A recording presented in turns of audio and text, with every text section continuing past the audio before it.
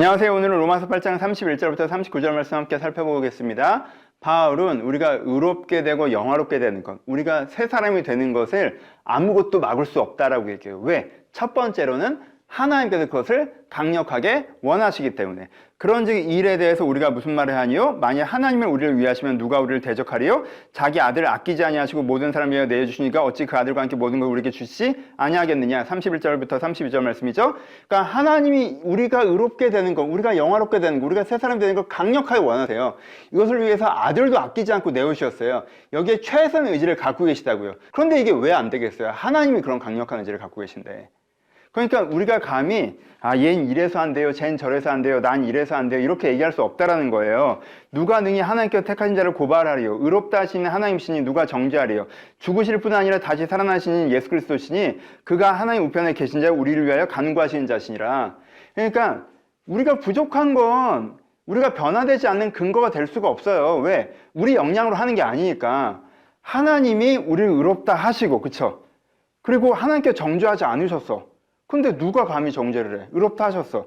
그리고 예수 그리스도께서 어떻게 하셨어요? 예수 그리스도 다시 살아나셨어. 그러니까 우리 안에 새로운 마음이 살아나. 그리고 지금 어떻게 하셔? 우리가 지금도 간구해 계셔. 성령께서 도우셔.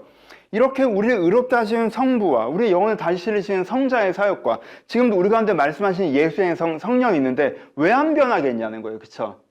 그러니까 이게 우리가 변화될 수 있다는 거에서 하나님이 우리를 강력한 의지를 갖고 계시고 그 성부, 성자, 성령의 구원 사역이 있기 때문에 우리는 새 사람이 될 수밖에 없다라고 얘기하는 게 한 챕터예요.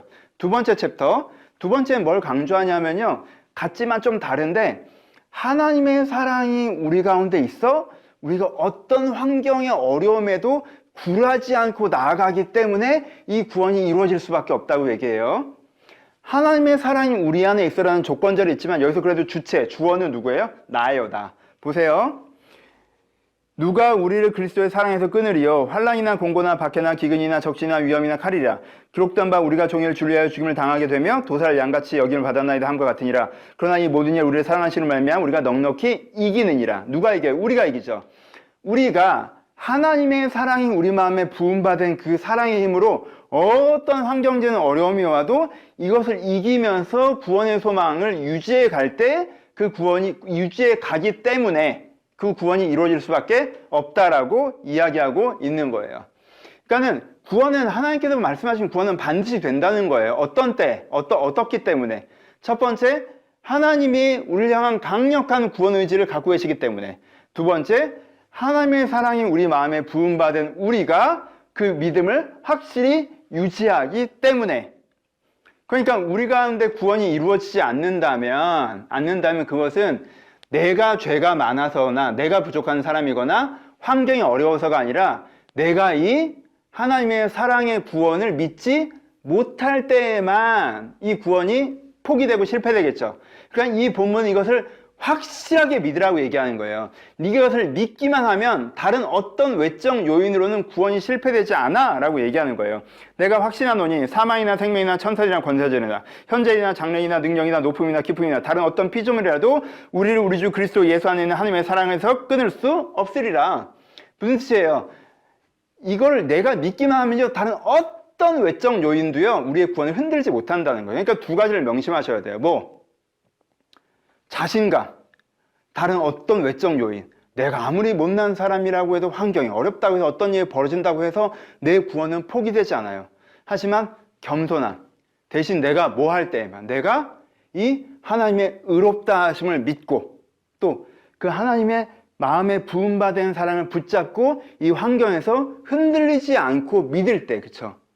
이 사랑을 믿을 때, 이 사랑에 집중할 때, 이 사랑 안에 머무를 때 우리 구원은 포기되지 않습니다. 그럼 여러분, 이 하나님의 사랑을 믿음으로 구원받으셔야 돼요.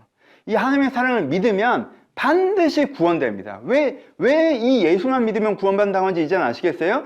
이 하나님의 사랑을 믿어서 그 사랑으로 말미암은 의롭다 하심과 내 안에 부어진 그 사랑을 붙잡고 견뎌냄, 버텨냄, 지향성을 이것이 있으면 우리는 반드시 변화되어 새 사람이 됩니다.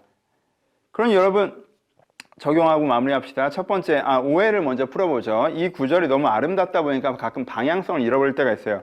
하나님이 우리를 위하시면 누가 우리를 대적하겠는가? 그 무엇도 하나님의 사랑에서 나를 끊을 수 없다라는 이야기를 그냥 문장으로만 들어서 하나님께서 내가 하는 거 다 도와주시나 보다. 내가 막 살아도 그냥 봐주시나 보다 라고 생각해요. 근데 그 얘기는 아니에요. 포인트가 그렇진 않아요. 여기서는 앞부분이 있어. 무엇에 대한 방향성이 있다는 뭐예요? 무엇에 대해서 어떤 길로 갈 때 뭣도 대적할 수 없고 어떤 길로 갈 때 끊을 수 없다라고 얘기하는 그 어떤 길이 뭐예요?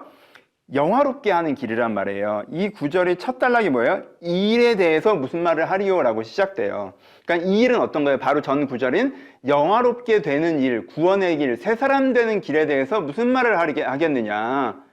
내가 말하는데 이건 절대 실패되지 않는다라는 구원에 대한 이야기를 하면서 누구도 우리를 대적할 수 없고 사랑에서 끊을 수 없다는 이야기를 하고 있다는 거. 이 얘기가 아쉬운 얘기 아니라 멋있는 얘기예요, 여러분. 내가 하는 거 뭐 다 도와준다, 내가 막 살아도 내버려둔다. 이것보다 나를 아름다운 사람으로 만들 때까지 하나님께서는 포기하지 않으시고 내가 그걸 믿기만 하면 반드시 그런 사람을 만드신다는데 이게 훨씬 더 아름답지 않습니까? 이 메시지를 들으셨으면 좋겠습니다. 그래서 적용, 우리가 뭐가 있어야 돼요?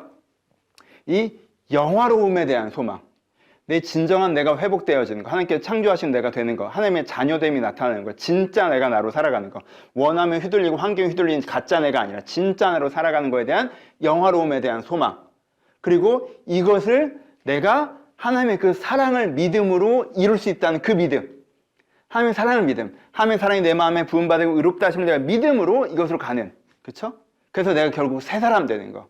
이 구원의 복음을 여러분들 잘 이해하고 새기셨으면 좋겠습니다. 한 가지 더, 복음에 대해서 설명하고 있기 때문에 마무리로 한 가지 더 얘기하면, 여러분 바울도 사랑에 대한 얘기를 하고 있습니다. 바울도 성령에 대한 얘기를 하고 있고요.